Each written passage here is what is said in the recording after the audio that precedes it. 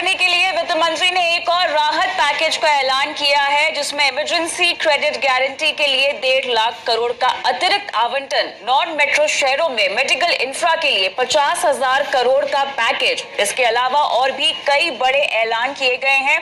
तमाम डिटेल्स लेंगे हमारे economic policy editor Laxman Roy से। लक्ष्मण, ये बताएं हमें कि बहुत बेसब्री से इंतजार था सेकेंड वेव में प्रभावित हुए हुए लोगों और सेक्टर्स के लिए राहत पैकेज लाने की गुहार हो रही थी सरकार की तरफ से भी।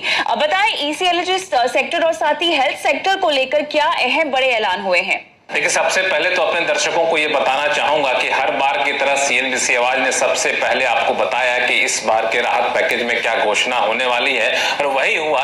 इमरजेंसी क्रेडिट गारंटी लाइन जो स्कीम है, उस स्कीम में सरकार जो 3 लाख करोड़ रुपए की सीमा थी, उस आवंटन को बढ़ा करके सरकार ने 4.5 लाख करोड़ रुपए कर दिया है। तो जिन जिनको इमरजेंसी क्रेडिट लेने की जरूरत थी, उनको अब ज्यादा पैसा मिल पाएगा।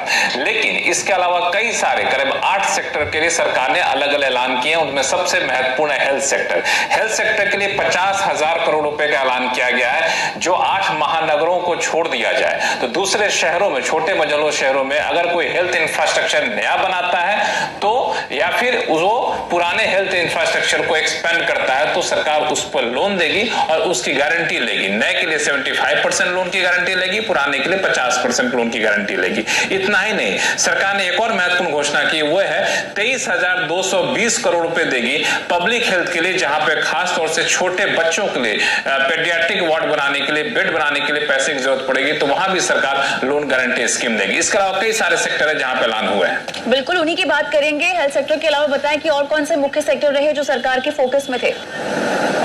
मुझे लगता है हेल्थ सेक्टर के अलावा सबसे बड़ा सेक्टर वो है टूरिज्म सेक्टर। टूरिज्म सेक्टर के लिए काफी महत्वपूर्ण ऐलान हुए हैं। उसमें 2 तरह के ऐलान हुए हैं। एक ऐलान हुआ है जो 11,000 करोड़ रुपए सरकार देगी। वो 11,000 करोड़ रुपए जो सरकार देगी, उसकी खास बात यह है कि जो टूरिस्ट है छोटे छोटे मझोले स्तर पर, वो 1 लाख रुपए तक के लोन ले सकते हैं, फ्री और गारंटी फ्री लोन ले सकते हैं। किसी भी तरह कोई गारंटी नहीं देनी पड़ेगी। 1 लाख तक का लोन लेकर अपने कारोबार फिर से शुरू कर सकते हैं। इसके अलावा जो travel and tourism stakeholders होते हैं, जिसको टीटीके कहते हैं, टीटीएसके कहते हैं, वो चाहे तो 10 लाख रुपए तक का लोन ले सकते हैं। उनको किसी भी तरह की गारंटी नहीं देनी पड़ेगी। तो ट्रेवल एंड टूरिज्म सेक्टर को वाकई इस बार छूने की कोशिश की गई है, जो सबसे ज्यादा प्रभावित हुआ है कोरोना की वजह से। इन सब के अलावा ब्रॉडबैंड के लिए 19,000 करोड़ रुपए का अतिरिक्त ऐलान किया गया है। प्रधानमंत्री आत्मनिर्भर भारत रोजगार योजना जो थी, इसकी समय सीमा बढ़ा दी गई 31 मार्च 2022 तक के लिए। इतना ही नहीं, बड़े स्तर पर इलेक्ट्रॉनिक मैन्युफैक्चरिंग की जो पीएलआई स्कीम थी, उसको भी बढ़ा करके 2025-26 तक करने का फैसला लिया गया है। कमोबेश हर सेक्टर को कोशिश की गई छूने की, लेकिन हेल्थ और टूरिज्म सेक्टर पर सबसे ज्यादा फोकस किया गया है। बिल्कुल, शुक्रिया तमाम डिटेल्स हमें देने के